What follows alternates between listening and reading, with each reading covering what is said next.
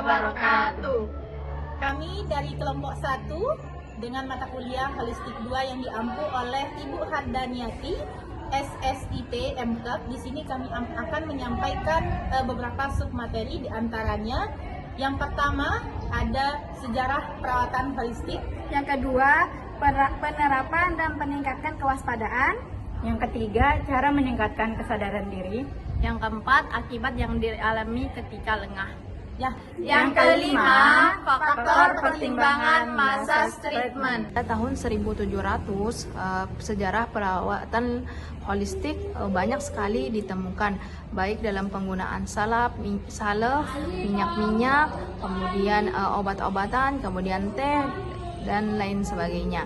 Nah, di mana pengobatan holistik ini bertujuan untuk menyembuhkan orang meskipun prinsip-prinsip keperawatan atau pengobatan alami digunakan pada saat itu, semakin di tahun awal 1900 Baik, perkenalkan, nama saya Melinda Adenia.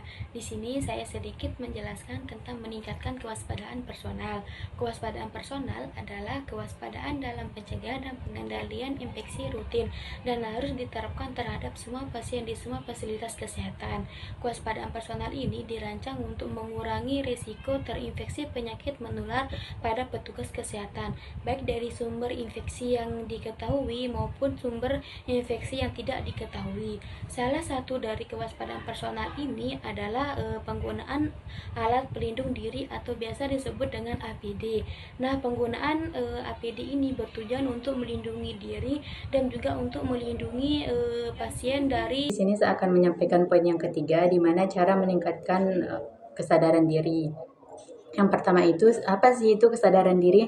Kesadaran diri itu mulai dari diri sendiri, mengetahui karakter, perilaku diri sendiri, baik yang berdampak positif maupun berdampak negatif pada diri sendiri.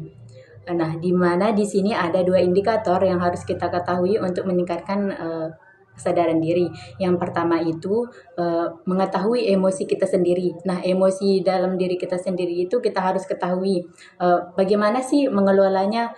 Walaupun kita emosi, kita tidak terlalu memperlihatkannya kepada orang lain. Yang kedua itu bagaimana sih cara meningkatkan harga diri. Jadi cara meningkatkan harga diri itu dengan perawatan diri sendiri, mulai dari diri sendiri. Lakukan hal yang kita sukai. Tentang hal yang negatif pada diri sendiri. Misalnya kita mau berpikir negatif nih tentang orang lain, kita harus menghindari hal tersebut. Kemudian kelilingi diri kita dengan hal yang positif. Misalnya teman-teman yang mengajak kita untuk belajar. Hindari suatu hal yang membuang-buang waktu seperti nongkrong atau hal-hal yang lainnya. Kemudian tetapkan tujuan yang realistis, misalnya dengan tujuan kecil yang sudah kita capai itu, kita berikan apresiasi kepada diri kita sendiri dengan merayakan. Di sini saya akan menyampaikan faktor pertimbangan dari massage treatment. Nah, massage merupakan salah satu cara perawatan tubuh yang paling tua dan paling bermanfaat bagi perawatan fisik atau perawatan tubuh, baik bagi ibu hamil maupun ibu yang tidak hamil. Adapun faktor pertimbangan dari massage treatment, menurut Rita Afni dan kawan-kawan pada tahun 2022 menyatakan bahwa yang pertama, tangan pressure atau tangan pemijit harus selalu berada di tubuh klien atau tubuh pasien. Yang kedua, tekanan telapak tangan hanya boleh dilakukan ketika mengurut ke arah jantung dan harus dilepaskan ketika melakukan gerakan balik. Ketiga, frekuensi massage ini dilakukan kurang lebih 15 kali dalam 1 menit. Yang keempat yaitu irama yang tidak boleh terputus-putus. Yang kelima yaitu keseluruhan bagian tubuh klien harus dipijit atau dimasas secara kontinu.